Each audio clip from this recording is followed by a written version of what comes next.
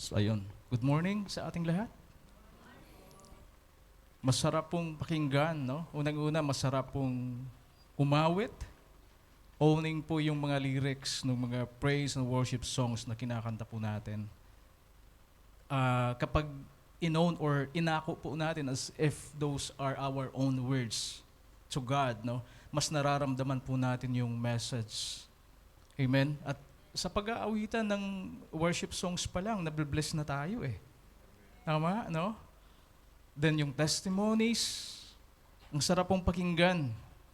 Wala nga lang evidence. Pero maghintay daw tayo kapag pumasok na sa message sa cellphone, no? Anong gusto nyong makita? Ice cream lang ba? Hindi pa ba kayo nagsasawa sa ice cream? Bro Jason, nagpaparinig kami eh. Nakakasawa ng ice cream, no? Okay lang, pero yung mga Baskin and Robbins naman, wag na yung mga dandy. Nagdemand pa. Anyway, sa yon, purihin po ang Panginoon. Napakabilis po ng araw.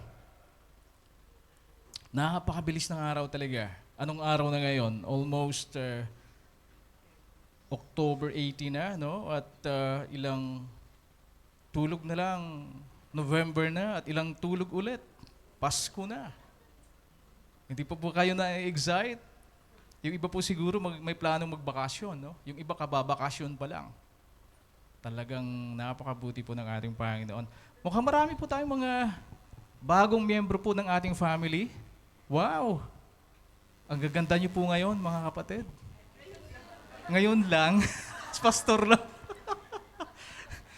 Your children of God are always pugi and beautiful.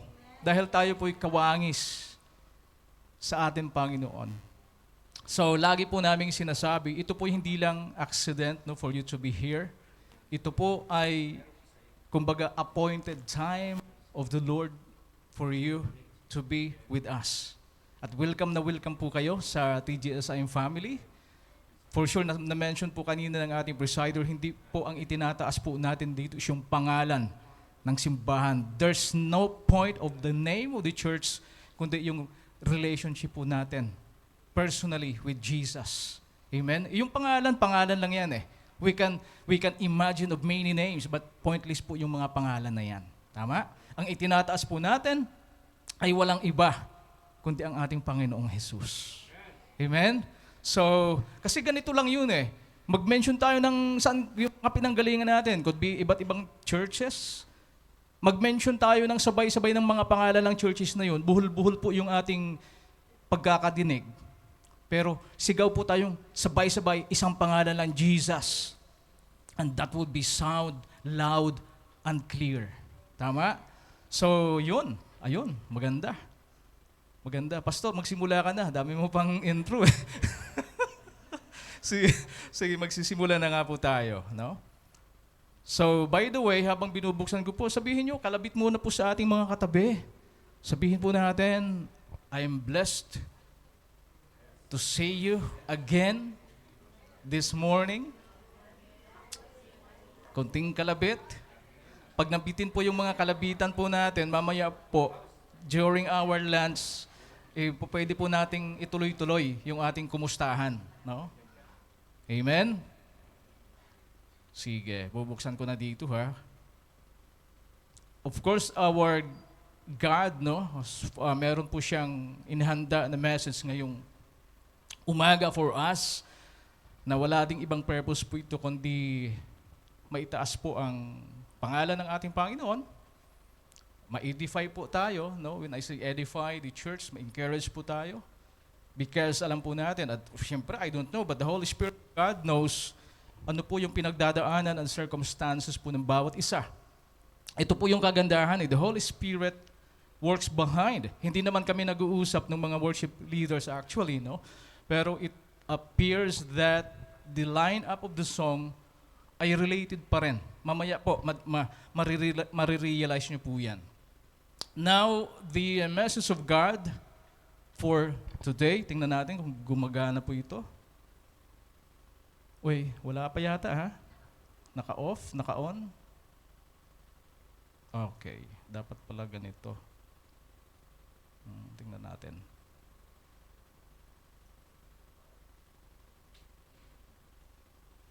Ayaw, ha? Okay. Ayaw. Ayun. Sige. Balik. Yan. So, yeah. Okay. Amen. So the message po, the title of the message is Trusting God in Our Giving.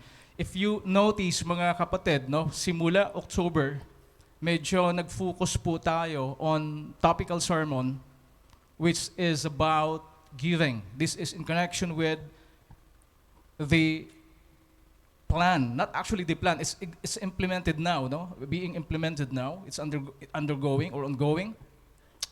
Dadating po kasi yung time that the government would prohibit religious organizations like katulad po natin to hold fellowship in villas, in private villas.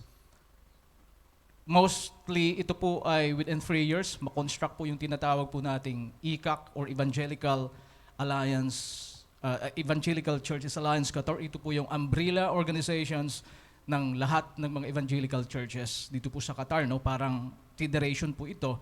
Meron pong gagawin or i-construct na worship center sa religious complex din po. Kapag natapos po itong construction po na ito, sabi ko nga, no, ipagbabawal na po ng government yung gawain sa mga ganitong private villas. In other words, kapag dumating po yung time na yan, wala po tayong ibang option kundi mag-hold ng gawain. Of course, we cannot halt our fellowship and worship service. Tama? Papayag ba kayong tumigil na tayo dahil wala na tayong pagdadausan? Of course not. That's not the option.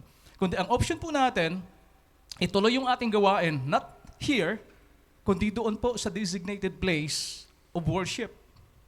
Tama? No? At mas maganda po doon kasi mayroon po tayong security. No? Ang aatin po doon sa mga gawain, dadaan po ng X-ray machine. No? So, ang ganong feeling, no? Dito sa mga community events, kapag may mga X-ray machine na dinideploy po yung MOI, yan po yung mga event na may dadating na VIPs. Ambassadors, no? Mga matataas po, mga ministers. So, ibig sabihin, pag andun tayo, we are ambassadors. Totoo naman talagang Christ ambassador po tayo, no? Kaya talagang highly secure po tayo doon. Ang ganda, sarap sa pakiramdam, maganda yung building, wala po tayong aalalahanin. Like kapitbahay na baka mainis doon sa mga parking natin. Ay, by the way, no, ayusin po natin yung pagpapark ng mga sasakyan, ha? No? So at least walang reklamo yung kapitbahay. Pero pinagpre-pray po natin sila na ang mga sounds na maririnig po nila from this corner of this worship hall ay maging sound of salvation for them. Amen? Walang imposible po doon eh. So, ngayon, because of that, nais po nating medyo mag-refresh on our understanding about giving in the principle of stewardship. Kaya wag po kayong may bibigla, no? Simula October 1st, napansin po natin parang puro giving. Baka naman sabihin nyo, saglit, parang prosperity gospel na itong TGSIM. Well, as a matter of fact, there's no such thing as prosperity gospel. Kung tutuusin, siguro yung ibang church or ibang denomination, baka nakasentro lang talaga doon, pero ang gospel naman is only one, no? It's about Christ, no? That na dumating siya as the Messiah at namatay siya po, no? At din babalik. Wala namang prosperity gospel eh. Kundi ito pong mga sinasabi po nating prosperity are associated with the salvation that we have in Christ. Amen? So hindi naman dapat pag-usapan ng prosperity. The moment we accepted Christ in our lives, kasama po sa package na yan, yung prosperity.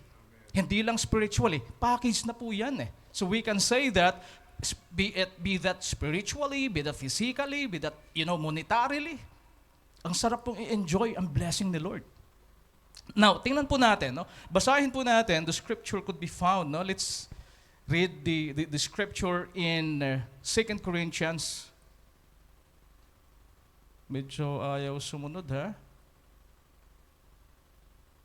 Paano na lang, bro? Ayan, no? In 2 Corinthians chapter 9, verses 6 to 8, may I request po everyone to please rise. At basahin po natin ng sabay-sabay, no? Starting from verse 6. Go. But this I say, he who sows sparingly will also reap sparingly, and he who sows bountifully will also reap bountifully. So let each one give as he purposes in his heart, not grudgingly or of necessity, for God loves a cheerful giver. And God is able to make all grace abound toward you, that you, always having all sufficiency in all things, may have an abundance for every good work. Let us pray. Lord, salamat po for today that we are gathered. Lord, salamat po sa pag-ipon mo sa amin, Lord, in this place, of God, to listen to your word. Alam po namin, Panginoon, your Holy Spirit will talk and will speak to each of us, Panginoon, that would address, Lord, anumang circumstance namin, that would edify and encourage us, Lord. Something, Panginoon, that will transform us, Lord, in another spiritual level, Panginoon. Lord, your name alone be glorified in this portion, Lord, of our fellowship service. Ako lamang po ay iyong humble servant, nagpapakumbaba. Use me fully, O Lord, to deliver your message to your people. This is our prayer in Jesus' name. Amen. Praise the Lord. Amen. Tayo po ay pwede nang makaupo. And by the way, magandang umaga din sa mga televiewers po natin. Para ang dami, no? Televiewers. Meron ba? Yung mga kasama po natin sa Zoom. By the way, may live broadcast po tayo, no? Sarap ng may live broadcast, Pastor Lino, yung parang ang laki-laki na, no? Live broadcast, telecast. Pero hindi po tayo tele-evangelist, ha? Ibang usapan po yon. Ha? May kilala po kayong tele-evangelist? Nakakulong. Nakakulong na po ngayon. Anyways, okay. Tingnan po natin, no? Sabi ko nga ho kanina,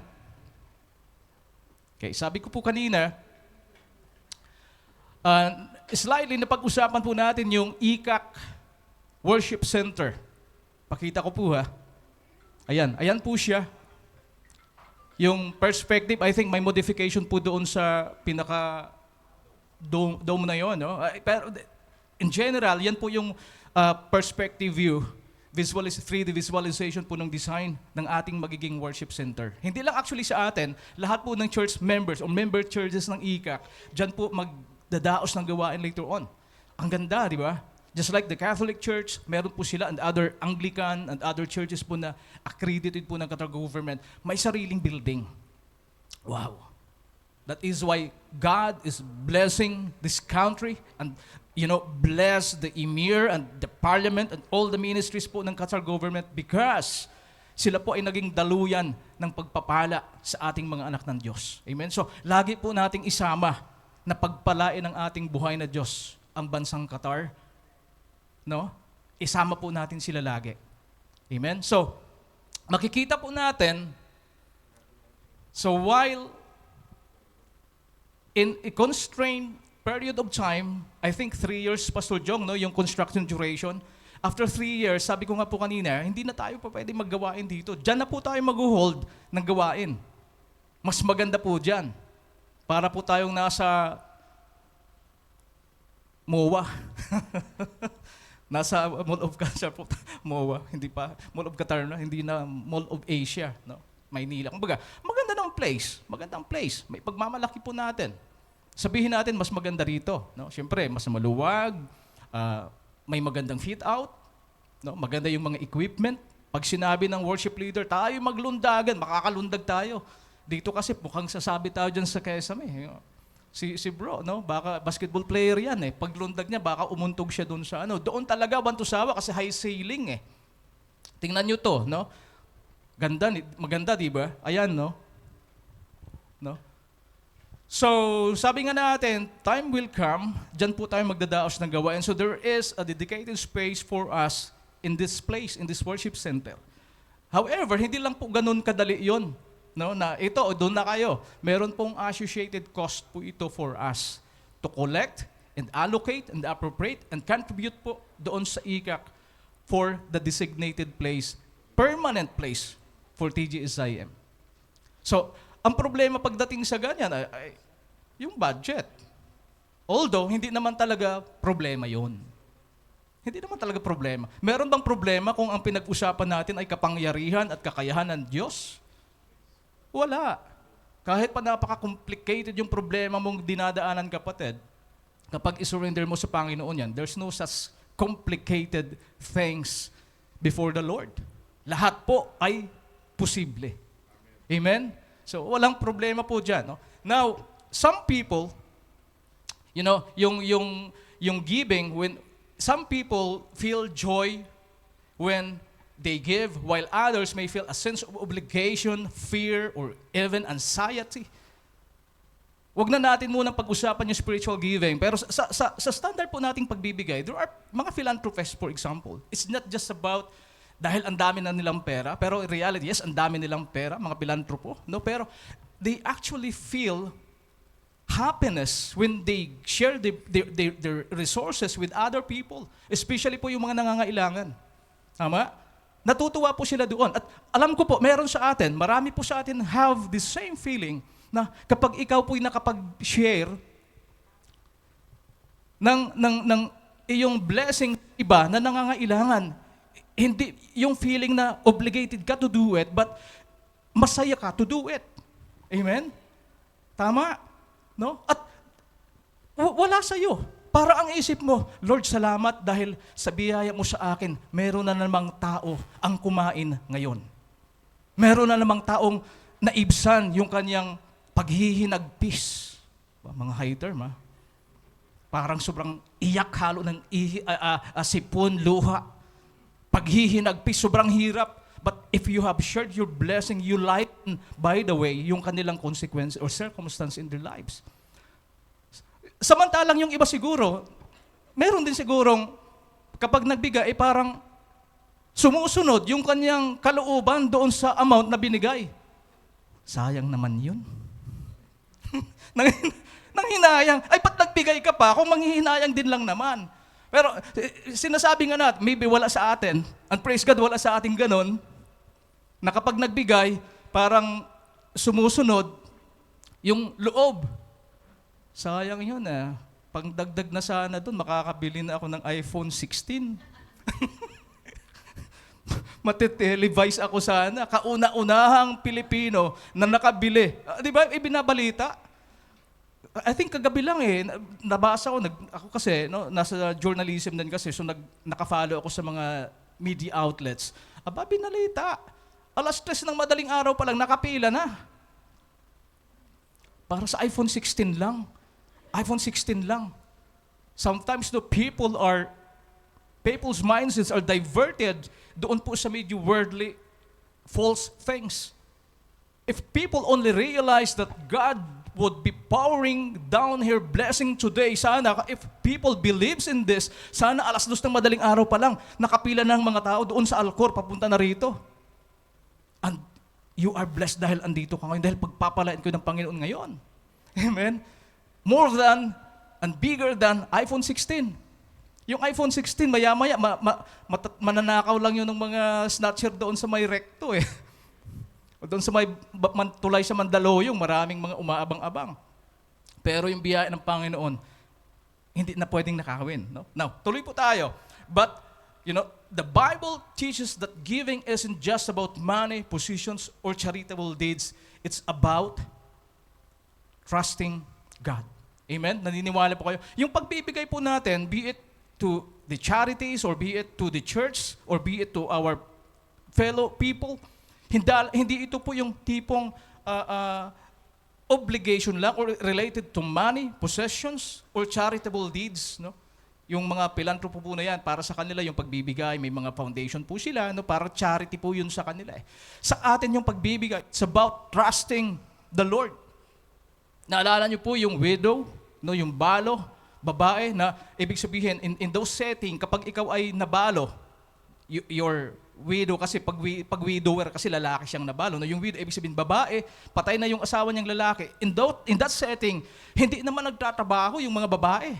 Ibig sabihin, taong bahay ka lang, namatay pa yung asawa mo, supposedly siya pong magbibigay ng livelihood, wala na. So, pero when there was a giving, sabi ni Jesus dun sa mga disciples, look at this widow. Nagbigay lang ng 2 copper coins. Yung iba, 500 ang bigay, 1,000, maybe 100,000 yung iba. Pero para kay Lord, ang pinakamagandang nagbigay that pleases Jesus was the widow who just gave 2 copper coins. Alam niyo kung bakit? Dahil the 2 copper coins, bagamat in value, napakaliit, but tantamounts to the entire remaining livelihood of the widow. Kumbaga, ito na ang buong kabuhayan niya natitira, ibinigay pa niya sa Panginoon. Amen? I'm not saying, last money niyo, i-drop niyo rito sa ating offering box. No? The point is, ipinagkakatiwala mo ang iyong kabuhayan sa kapangyarihan ng Diyos. Yun ang point po doon. Kaya nga, it is not just about the money, the possessions we have, but it is about trusting God. Amen? Ibig sabihin mga kapatid, yung pagbigay natin ay hindi yung parang taya. Magbibigay ako ng marami kasi sabi ni Lord, kapag nagbigay, pagpapalain, may balik ito. Ano yan? Balik taya? Balik puhunan? Ano yan? Loto? The more you bet, no? The more you pay, or ano, the more you have, the more you got tickets, the more you have the chances of winning. Ba, parang raffle through Ang biyaya ni Lord hindi parang raffle. Ha? The moment we accepted Christ, entitled tayo sa kanyang biyaya. Hindi na natin kailangang bumili ng mga raffle coupons. Para the more we have raffle coupons, may promo.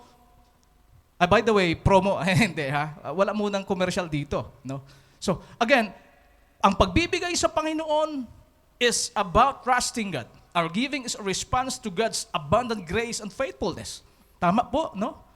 Ang pagbibigay ay hindi yung parang balik puhunan, tataya ako para manalo. It is an expression and a manifestation that we trust in God and we believe 100% to God or in God's blessing, abundant blessings na meron po tayo. Ang pagbibigay ay dahil naniniwala ka na pinagpala ka na ng Diyos. That is an act of worship. That is an act of faith. No, it's an act of worship. It's a demonstration of our faith and an expression of our trust in His provision. Di ba? Katulad nun, para ang hirap nga namang magbigay na last money na to, pangbili pa ng shampoo mamaya. Imagine, shampoo na lang, last money na talaga. Pero ipinagkakatiwala ko sa Panginoon. Yung shampoo, pwede na yung sabon ni Pastor John. 2 birds in 1 shot, sabon at the same time shampoo. Pero yung ipagkatiwala mo sa Panginoon, yung kabuhayan mo, that's the point.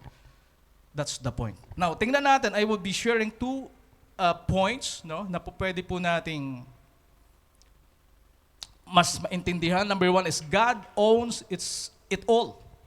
Now, mahirap magbigay Dapat, ito yung isang character din ng tao talagang dapat ma-transform. Nasa mindset yan Kasi nga, tingnan nyo hindi lahat ng tao ay may ganong attitude na they are happy, they have the joy when they share the blessing sa iba. Bakit may mga taong parang ang luwag magbigay, hingan mo ng tulong, ang bigay, yung iba saglit. Yung iba parang, yun nga sabi ko nga kanina, as in hindi, ang dami pang question. No? Paghihingi, siguro sa mga anak natin okay lang. Pahingi, saan mo gagamitin? May project kami pa Yung pinapailaw, sunbig light pala yun. Pinapailaw daw, physics. Ano yon? Ay siyempre yung tatay, wala nga namang kaalam-alam sa mga bagong nangyayari sa mundo. Ano yun pa? Sunbig light po yun. Ay, pinapailaw nga naman. O okay lang siguro mag-interrogate sa mga anak natin to make sure na tama yung pupuntahan ng ating ibibigay. Pero yung mga kumaga act of faith po natin, kaya nga act of faith no? So, tingnan po natin. Sabi ko nga po kanina, mahirap, it's an attitude din po na dapat baguhin. Tingnan po natin one of the most fundamental principles in the Bible about giving is recognizing that everything belongs to God. Amen?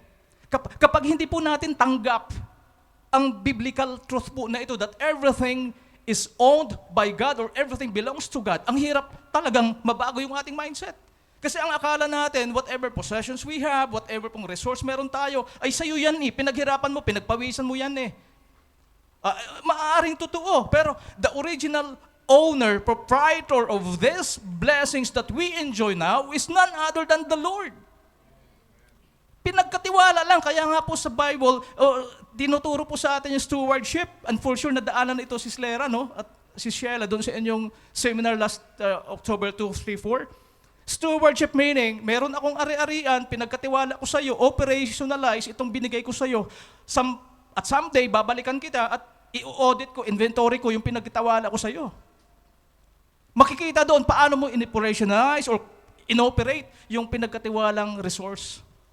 No, kaya nga po, we have to accept in the entirety, 100% that everything we have belongs to God.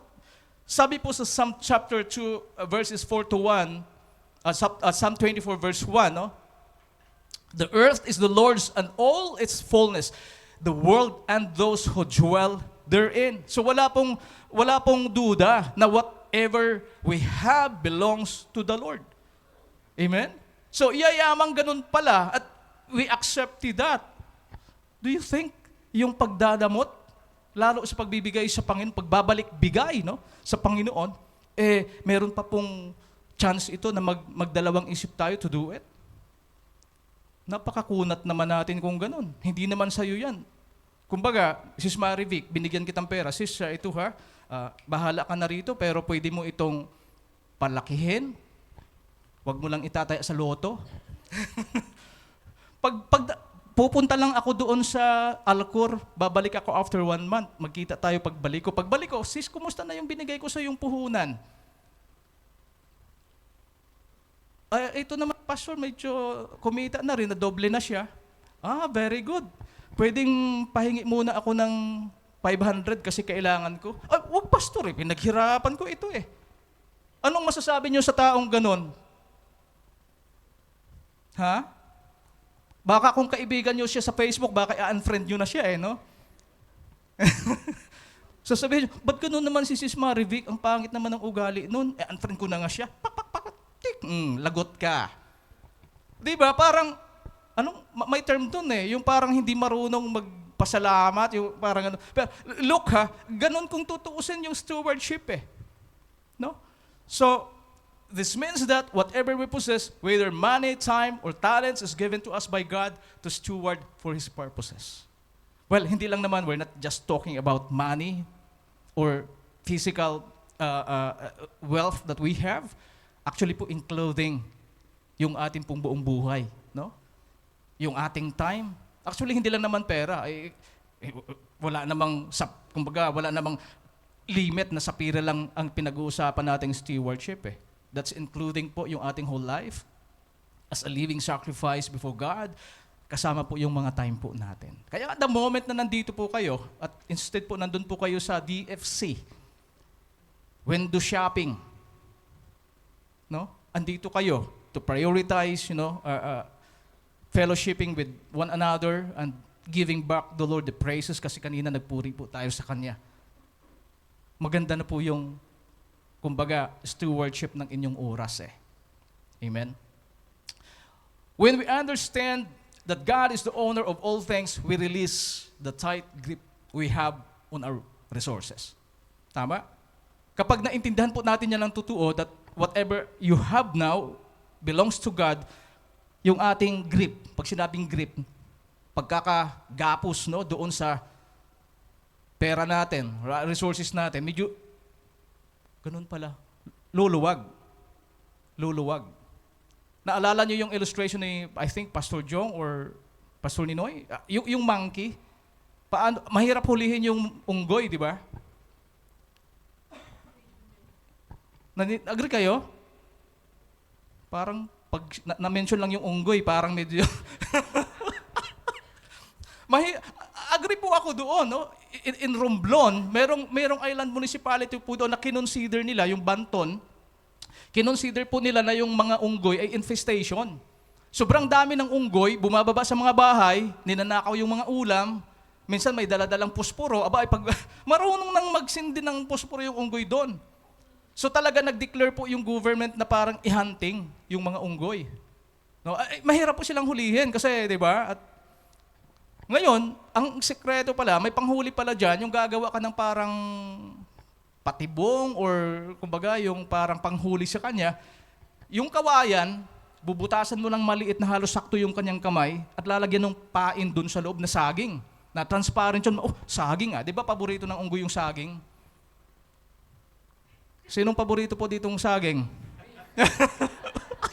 Well, ako paborito kong saging, Masarap yung saging.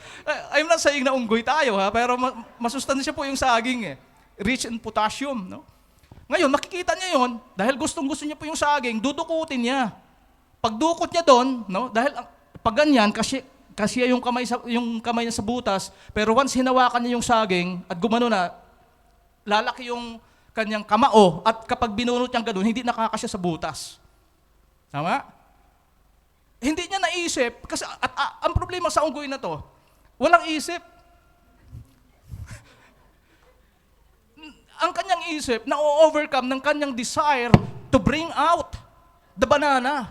Pero kung naisip niya sanang luwagan yung kanyang pagkakahawak sa saging at dukutin niya, mailalabas niya ulit. Tama?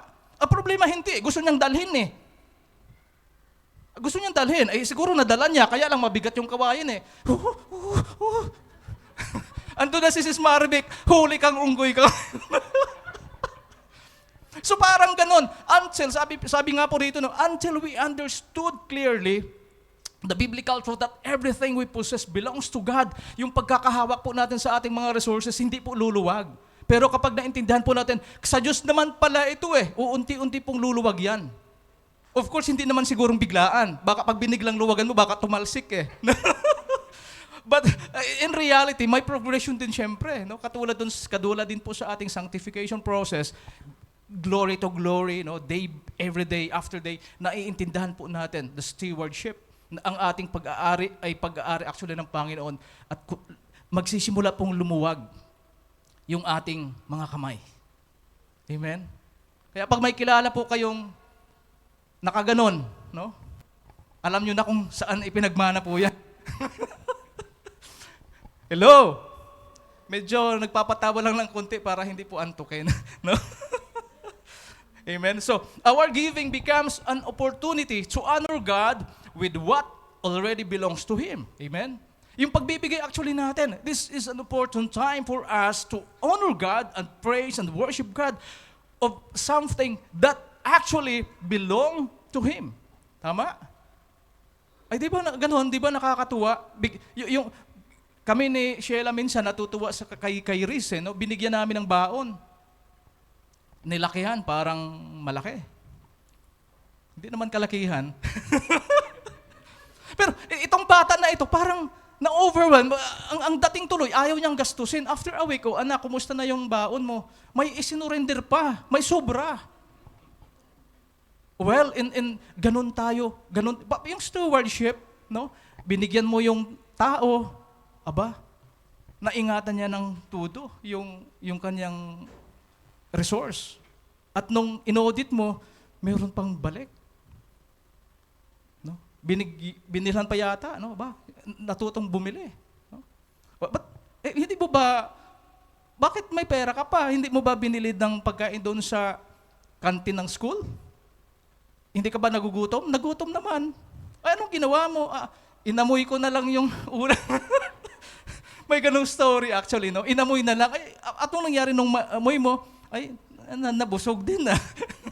So ganun, our giving becomes an opportunity to honor God with what already belongs to Him. Now, if that is the case, ganun ang isang way to honor God with our giving, hindi nyo ba sasamantalahin na kapag may opportunity magbigay para sa gawain ng Panginoon, magbibigay tayo?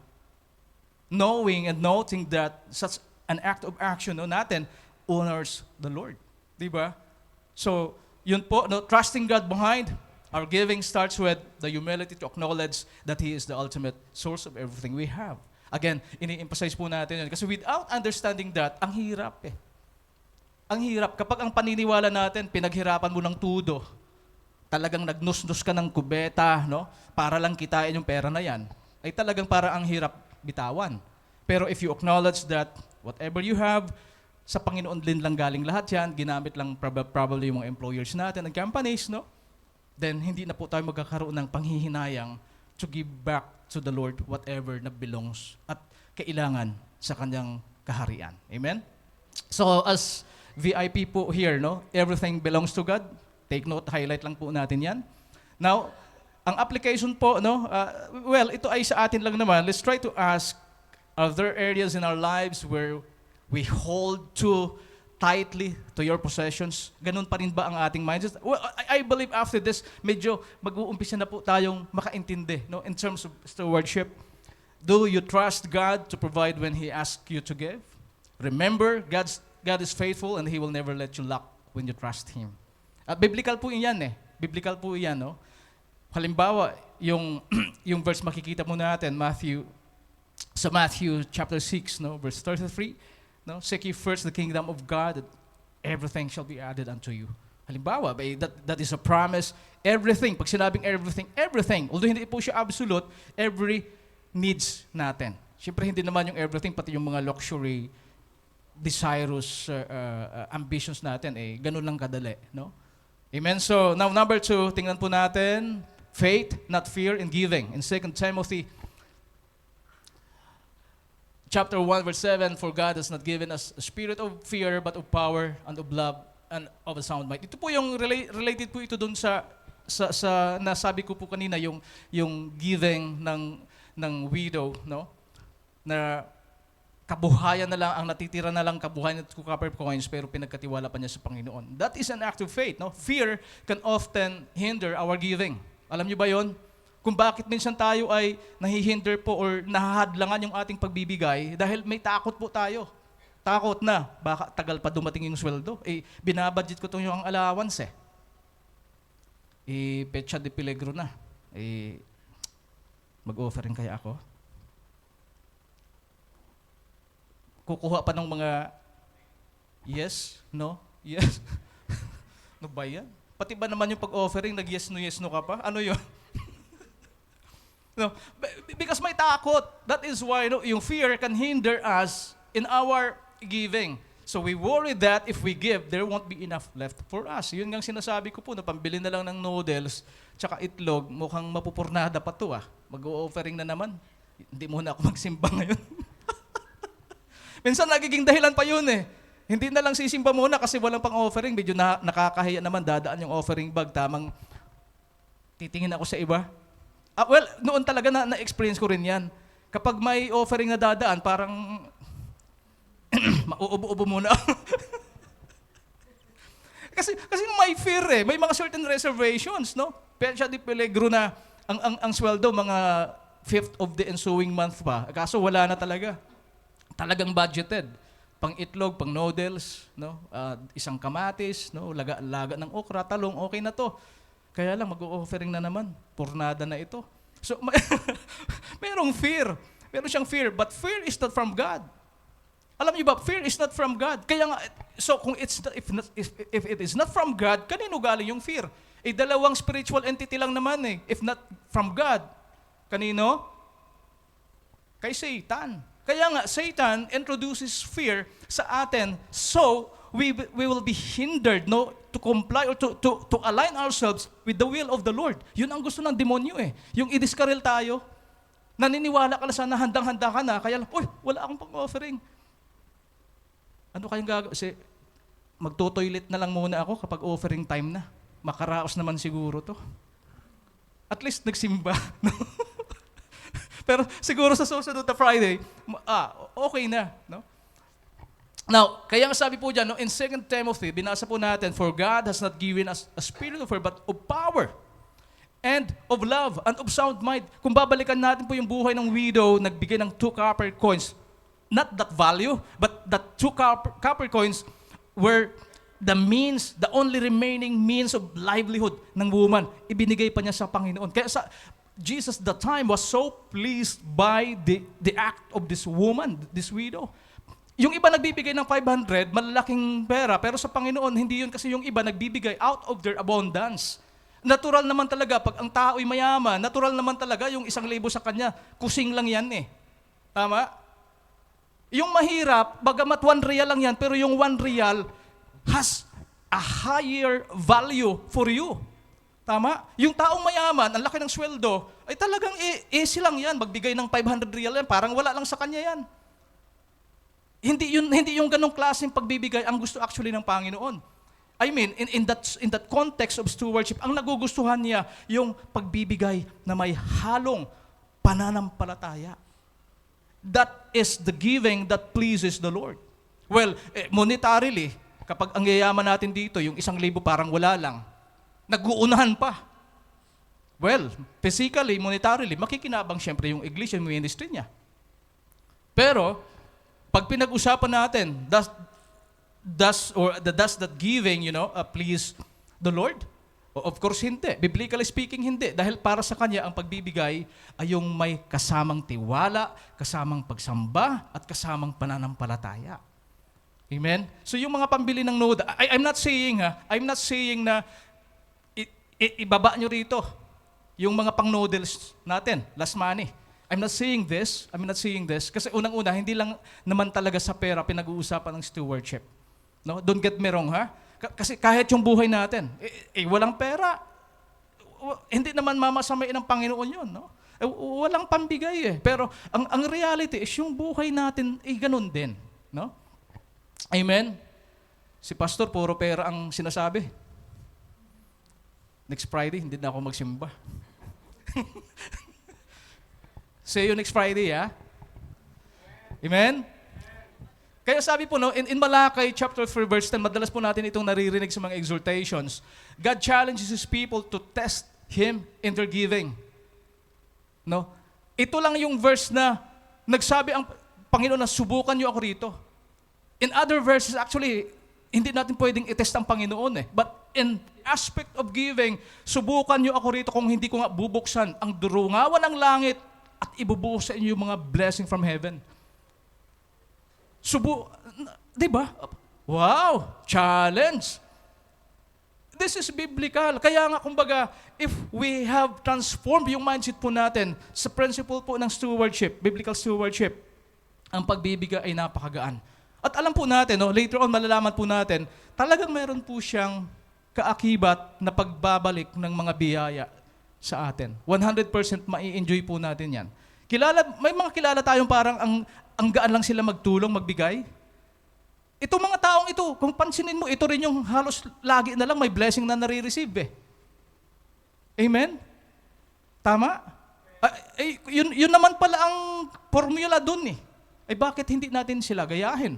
I'm not saying, kasi kanya-kanya naman tayo talagang level ng mga kanya-kanyang resources po natin. No? Pero dapat may commonality po tayo doon sa understanding ng biblical stewardship. Amen? Yun po yung point po doon. No? So he promises that if they bring the full tithe into the storehouse, He will open the floodgates of heaven and pour out so much blessing that there will not be room enough to store it. Kapag binasa po natin yung Malakay 3:10, it's God who says it. Test me on this. No? Test me on this. Uulitin ko ha. God's promise that if we bring our full tithe into the storehouse, He will open the floodgates of heaven and pour out so much blessing that there will not be room enough to store it. Ibig sabihin, abundant. Mga sobra-sobra. Umaawas. Alam niyo yung floodgates? Floodgates, sabihin natin to visualize easily. Di ba, alam niyo natin yung mga dam, no? Water dam. Pag may ulan, bagyo sa Maynila, laging lalabas, umaapon na yung tubig sa Lamesa Dam. Merong tawag po dyan, floodgates. Ito po yung nagkocontrol ng tubig na kapag sobrang dami na, bubuksan po nila ito. Para yung mga sobrang tubig, kasi kung sobrang umapaw po yan, at bigla na talagang sobrang apaw, flash flood po mangyayari. So para hindi po magkaroong flash flood, unti-unti bubuksan po nila yan. Parang na-visualize nyo, ang sabi po ng Panginoon, He is challenging us to test Him in this. If you bring your full tithes to the Lord, He will open that floodgates of heaven and pour out into your lives, the blessing that wala na kayong paglalagyan. Sobra-sobra sa iyong wallet. Sobra-sobra sa iyong... Imagine, there will be no room in your store, no? Na hindi mo na siyang pwedeng i-store doon. So, sobra-sobra. Ibig sabihin, yung ibang pera mong susubra, ma-deposit mo sa bank. Yung ibang sobra-sobra mong pera, i-invest mo. Huwag lang doon sa mga scam, ha? Yung ibang sobra-sobra, tutulong mo ulit sa ibang mga nangangailangan. Amen? Pero hindi tayo mag-shortcut doon eh. Ay, Pastor, bakit wala? Bakit naman kasi hindi mo pinagkakatiwala yung giving sa Panginoon? Ay, huwag ka mag-expect na magiging sobra-sobra yung iyong blessing. Amen? So, God is inviting us to trust Him fully. Again, this is a matter of trust and faith. Faith, not fear. in giving. Again, sabi nga natin, no, VIP po natin, very important point. Ang ibig sabihin pong VIP, our giving becomes an act of faith, believing that God's provision is greater than our fears. Amen? Yung mga pecha de peligro, wala yan. God will always have His own way na hindi po niya tayo pagkukulangin. Tingnan mo si Brother Jason, no? Nagtiyaga. Yes, para kay Brother Jason, long patience, long wait, of long time or period of waiting, andun yung patience, but alam natin, no, yung patience po natin, nade-develop po ito ng virtue na the more we would trust in God. Pero yung pag-increase ng sweldo niya ngayon, bagamat hindi pa nga tayo naniniwala, joke lang. Siyempre testimony na eh. Alangang mag-perjury to, no? Kung sa korte nag-testify ka na, binaliktad mo yung testimony mo, pwede kang kasuhan ng perjury, no? Nagbago ng statement. Eh, totoo yan. Totoo yan. Faith yan eh. Brother Jason, di ba? Rubens and Baskin. Sarap no. Ano nga yung paborito ko doon? Rainbow. Sabihin na natin mga flavors, ha? But, yung increase na na-receive ni Brother Jason, that is the perfect timing. Laging namang perfect ang timing ni Lord eh. God is perfect. So, kung kailan po natin natatanggap yung blessing, timing po yan, and that is perfect. Tinuturuan tayo somewhere else. Ano, kumaga, along the road, meron pong tinuturo sa atin. Tinuturuan si Brother Jason, no, patience. The more na naghihintay ka, it teaches us to trust God more. Amen? So, yun po yun, no? Our giving becomes an act of faith. Sabi nga dyan, now, tingnan po natin sa ating challenge. The next time you feel anxious about giving, remind yourself of God's promises. He is Jehovah Jireh, meaning, ibig sabihin, Jehovah Jireh, no, He is the provider. He will supply all your needs according to His riches in glory in Philippians chapter 4, verse 19. Hindi niya po tayo pagkukulangin. Amen? Ito naging testimony namin. Wala po akong work for 9 months. Pero habang papatapos po yung 9 month na yan, paubos po yung aming pera sa bangko, ako po yung mas na-excite dahil ang pangako ng Diyos, hindi tayo pagkukulangin. Ina-expect ko before that 9 month where we will have no money at all, meron po akong natanggap na 2 job offers. Nalito patuloy ako ng tatanggapin. Nakakasawang pakinggan minsan, no? Pero ang sarap ulit-ulitin kung paano nag-intervene, gumalaw si Lord sa buhay natin, hindi na natin kaya. Si bro, din mismo, no? Nakatanggap, dala-dalawa, nalito ka rin bro, no? Tatlong offer, nalito pa. Hindi po sumasablay tayo, or ang Panginoon sa pagsagot sa ating mga prayer request. Amen? May mga certain time of manifestation ng kanyang answer, pero it doesn't mean hindi niya po yan sinasagot. Along the way, tinuturuan po tayo na mas magtiwala sa Kanya. Amen? So, yun. Praise the Lord. Andyan pa ba kayo? Amen. So, number 3, the joy of cheerful giving. Yun. Wow. In 2 Corinthians chapter 9, verse 7, God loves a cheerful giver. Ano bang cheerful? Masayahin, no? May kasamang tuwa kapag nagbibigay, no? The Apostle Paul reminds us in 2 Corinthians chapter 9, verse 7 that God loves a cheerful giver. This verse speaks to the attitude behind our giving, actually. Ano ba yung what is something behind when we give that would determine, yung ating state of happiness ba or lungkot ba or may fear or tama? Do you agree? Depende yun sa ating motibo sa pagbibigay eh. That thing behind. Pero ang sinasabi po ni Apostle po sa atin in 2 Corinthians chapter 9 verse 7, God loves a cheerful giver. So yung pagbibigay na walang halang compulsion, so this verse, God is not pleased with grudging or reluctant giving. Hindi po siya natutuwa doon sa mga parang half-convinced na pagbibigay. May halong reluctancy. Ano yung reluctancy? Parang may duda pa, no?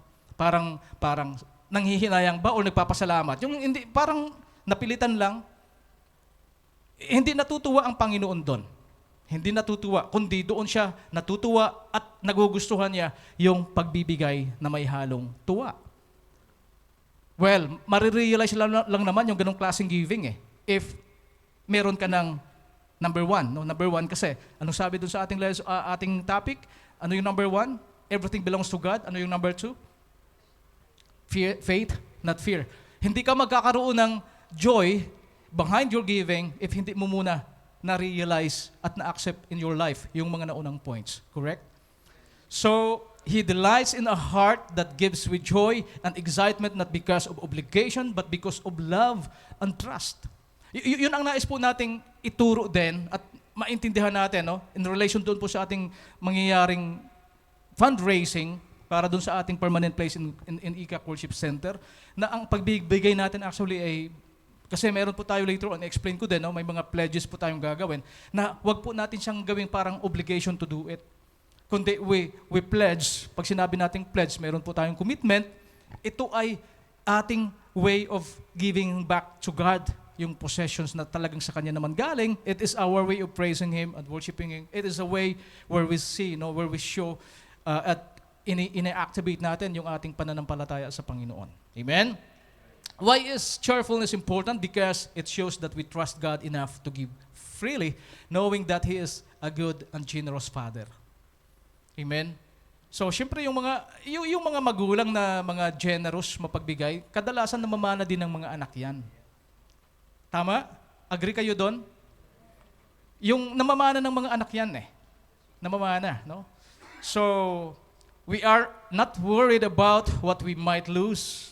Instead, we are excited about the opportunity to partner with God in His work.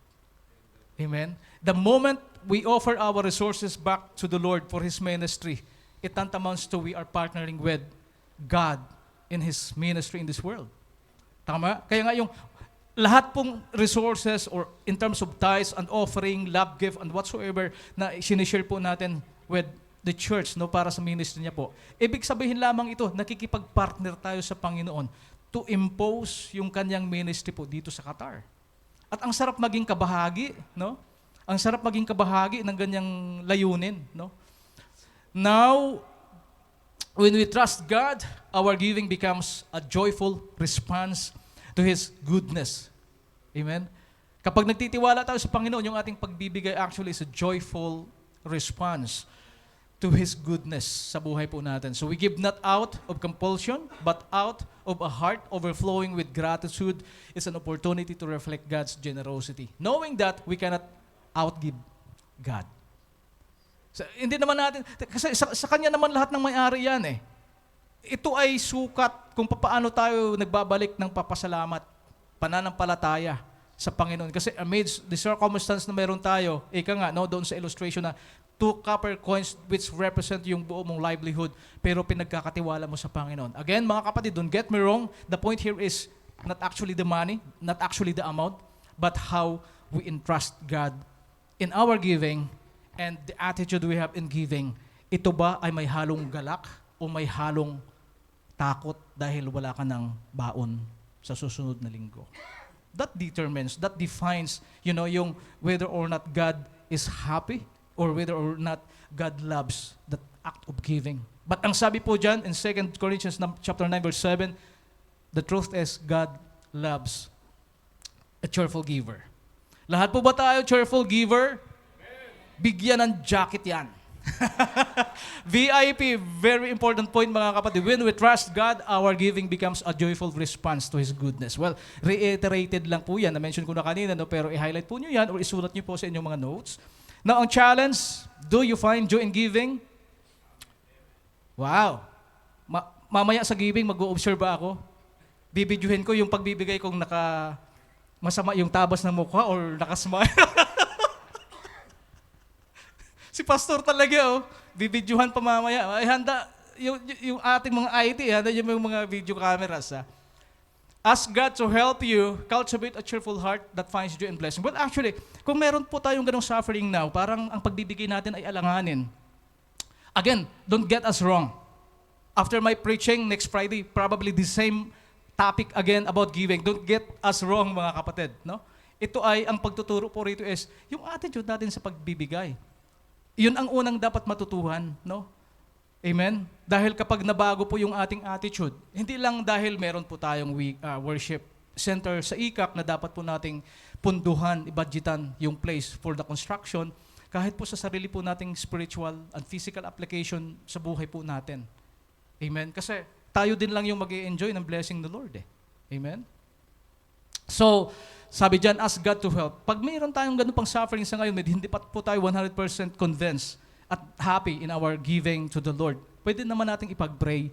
So God will enlighten us more, through the Holy Spirit. Alam niyo, para ma-enlighten tayo more, God may use some circumstances in our lives na mas ma-appreciate natin na God is in control of your resources. Katulad ng naranasan namin, katulad ng naranasan ni Bro, katulad ng naranasan ni Brother Jesus, marami pang iba. 9 months, walang work, andito ang buong family. Paano? Nakakabaliw na kung wala tayong Panginoong kinakapitan. Tama? But God is working behind the scene. Maybe hindi natin ito nararamdaman. Dadating na lang ang araw, Lord, it is your way. Hello? Lord, it is your way. Kumbinsido na ako. This is your way, Lord. Salamat dahil may work na ulit ako. At maganda pang work. Malaking sweldo. Parang gano'n, no? So, yon, no? When trust, okay, ano pa yan? Sabi dyan, ask God to help you cultivate a cheerful heart that finds joy in blessing others, knowing that you are sowing seeds into the kingdom of God. Amen? Now, number 4, this is the last point. Bibilisan ko kasi mayroon din pa akong presentation na gagawin. Siguro, I would consume your time sa exhortation. After my presentation later, diretso na rin tayo sa offering. So we will finish it before 12 noon for sure. Not 2 p.m. Okay lang? Now, number 4, this is the last point, the blessing of trusting God in giving. So, meron pong halong blessing po yan. Kapag tayo po nagtiwala sa Panginoon in our terms of giving, there is always blessings that we will receive in return. Totoo po yan. No? Sabi nga po dyan, 2 Corinthians chapter 9 verse 8, and God is able to bless you abundantly so that in all things at all times, pag sinabing all, lahat, in all things, ibig sabihin, is referring whatever positions, things you have, at ano pang sabi? At all times, sa lahat ng sandali, hindi lang gabi, hindi lang araw, hindi lang after 5 minutes, or hindi lang every Friday dahil nagsisimba tayo. Ang sabi diyan, at all times, ano sabi? Having all that you need. Again, all that you need. Medyo nakalimit doon sa ating need. Hindi kasi iba yung wish, iba yung want. So wag kayong mabibigla. Sabi doon sa mga ibang seminar or ibang speaker na narinig natin sa secular, hindi daw masama ang mangarap. Hindi daw masama mag-ambisyon. Ang tao daw na walang ambisyon, abnormal. Yun pala, networking lang pala yun. No? Well, biblically speaking, totoo po ang salita ng Diyos. Sasabi, having all that you need. Kaya nga ang tanong po sa atin, kami nawala ng work, wala akong work for 9 months. Ang tanong, PR, pinagkulang ba kayo ng Diyos? Ang sagot namin, hindi, never. Kumain pa rin kami ng 3 beses isang araw, nakakapunta pa rin kaming mall. Hindi, pinagkulang ng Diyos. Ibang usapan yung want. Hindi na nga ako, gusto ko sanang bumili ng iPhone 15 noon. Walang pambili. Ibang usapan yun, want yun eh. Pero yung need, wala na ba kaming nasilungang bahay? Meron. Kumakain pa ba kami? Kumakain pa rin. Nakakapunta-punta pa rin sa mall. Medyo hindi na nga lang ganun kadalas. Yung sobrang dalas naman pagpunta sa mall, want na yun eh. Amen? That's basic. So, ang sabi ang Panginoon, God is able to bless you abundantly. Anong abundantly? Abundance. Sobra-sobra ang dami. Yung na-overwhelm na tayo, kunwari tayo nag-crabbing. Pastor Joe, ang dami rito. Sa sobrang overwhelm, ang daming crabs, tusok-tusok, wala kang natusok. Na-overwhelm eh. Di ba minsan ganun tayo, ang dami. Sa sobra tuloy na parang, wala din tuloy na nahuli. Imaginein mo no, na sobra-sobra yung pagpapala. Pero be wise ha, pag sobra-sobra yung pagpapala, make sure. Ang daming crab, sa sobrang dami, tuloy nalito kung alin ang tutusukin. No? So, at all times, wala po pinipiling oras, you will abound in every good work. Ang sabi diyan, pagpapalain ka so that you also would be abounding in doing good work. Kapag ikaw ay nagsusobra-sobra yung pagpapala mo, makakapag-bless ka rin ng ibang tao. Ang sarap, no? Kaya nga makikita po natin, again sinasabi ko kanina, may kilala kayong taong parang ang bilis lapitan, yung pagbibigay sa kanya parang napakagaan. Ito yung mga taong pinagpala ng Panginoon. At bakit nasus? Dahil the more na ginagawa nila yan, the more that they will abound with in every good work. Yun ang gusto ni Lord eh. Mahirap, parang ang hirap i-try, lalo nga kung may suffering pa tayo financially. Again, don't get us wrong. We're not just talking here of finances. Also yung ating buhay mismo as a living sacrifice. No? So VIP, those who give generously will be blessed that they can give even more. Wow. Ayaw nyo ba yung nasa state ka na talagang ikaw ay madaling malapitan? Malapitan, no? Yung talagang may deserving assistance or help na dapat at napakabilis nila magbigay, charity man or ano, madaling lapitan. Ibang usapan yung madaling utangan, ha? Madaling lapitan. Nakakaintindi ng pangangailangan ng iba at hindi talaga nagdadamot na mag-share. Dahil ito yung mga tao, ang sabi ng salita ng Diyos, no? Those who give generously will be blessed so that they can give more. They can give more. Wow. Wow, wow. Application. Again, nandito na, no? Last point na po ito. Trust God with your giving, not as a way to receive material reward, but as an opportunity to participate in His mission. Yan po ang ating inculcate in our minds. Sa Tagalog, yan po ang ating iukilkil. Sa ating mga, inculcate, Tagalog ng inculcate yung ukilkil pala, no? Sa ating mga kaisipan na ang ating pagbibigay sa ating gawain, ito po ay pakikibahagi po natin sa mission, no, ng Panginoon. And this is an opportunity kasi hindi lang naman lahat ng mga tao ay may opportunity to partner with the ministry of God. Ay sasayangin pa ba natin yung opportunity po na yan? No? He is a generous God who loves to bless His children and uses them to bless the world. Amen? Ang sarap maging instrument of blessing the world. Ang sarap, no? Na you are partner with the Lord in blessing many people in His kingdom. You know, yung pagpapalaganap ng Kanyang salita sa buong mundo. Ang sarap pong maging ganon. No? Nandiyan pa ba kayo? Huwag kayong magsabi, ha? Pastor, tama na yan, magbibigay na ako 1,000. Meron dating na ganon. Ang haba ng exhortation ng speaker. May narinig tuloy kami dun sa likod. Pastor, tama na yan. Ibigay yung 1,000. Ba't nga naman mag-i-exhort lang 1 oras na? Anyway, nakuha niyo po yung mensahe po ng ating Panginoon.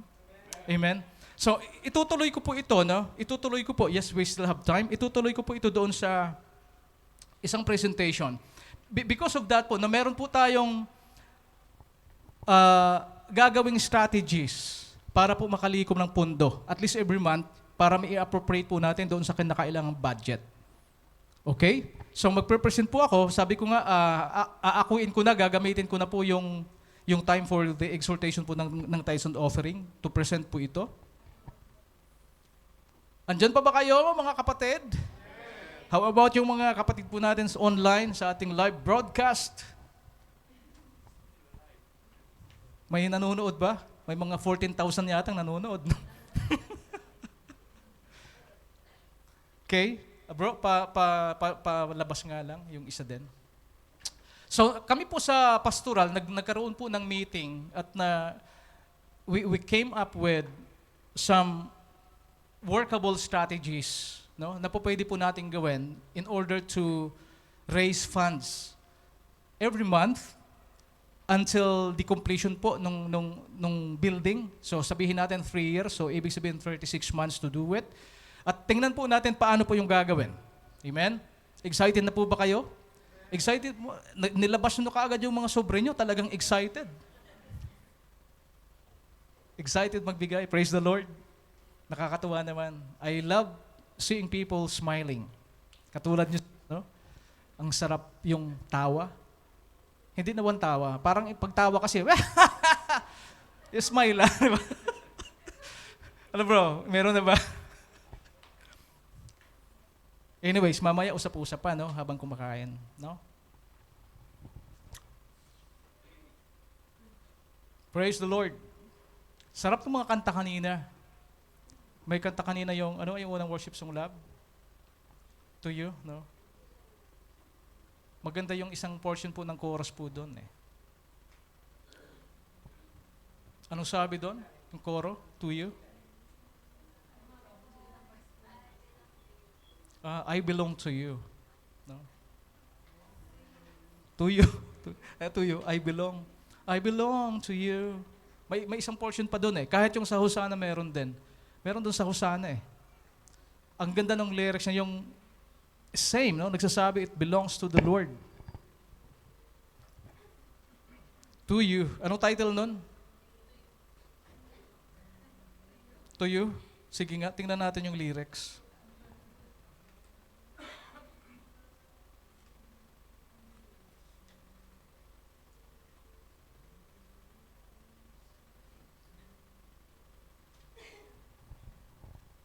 Okay, ito na.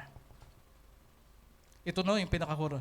Now, I belong to you, all I need. Your spirit, your word, your truth, hear my cry. My deep desire to know you more, in your name I will lift my hands to the King. Heaven knows I long to love you with all I am. Ito pong siya sinasabi ko nga po kanina, no? We're not just speaking here of money or finances. Stewardship actually begins with entrusting our whole lives to God. Amen? Actually, doon magsisimula yun eh. No way, people, you can fake your giving. Tama? You can fake your giving. Kung marami kang pera, you can fake eh. Kahit ipakitang tao mo pa, ang dami mong nilalagay. You can fake your giving, by the way. But the true giving na nagugustuhan ng Panginoon starts with offering ourselves as a living sacrifice before the Lord. Amen? Doon yun actually magsisimula. At wag na nating pag-usapan